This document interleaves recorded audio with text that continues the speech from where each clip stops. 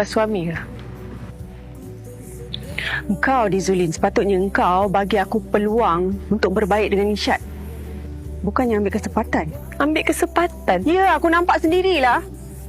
Kau sekarang ni macam nak ambil tempat aku tau. Tempat tu dah lama ditinggalkan tau. Dia sendiri yang tinggalkan, dia sendiri yang pilih untuk kerja dekat KL, tinggalkan Abang Irsyad tau. Kau tak tahu apalah yang aku lalui. Kau jangan cakap macam kau tahu semua benda. Ya, Zulin tak tahu semua benda. Tapi Zulin tahu siapa yang nangis setiap hari, siapa yang tunggu dia balik setiap hari dan siapa yang pertahankan dia depan semua orang kampung. Semua Zulin tahu.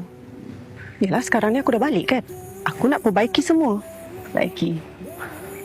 Nak perbaiki selepas semua benda dah rosak. Sebab aku masih sayangkan Irsyad. Kalau dia masih sayangkan Abang Irsyad, dia patut dari dulu lagi perjuangkan Abang Irsyad. Sekarang ni kau apa? Ha? Bertahun-tahun. Kau nak apa, Zulin? Tak malu? Tak bosan? Kau jangan ingat aku tak tahu perasaan kau pada Irsyad. Ya. Zulin sayangkan Abang Irsyad. Betul. Tapi bezanya, Zulin hargai dia.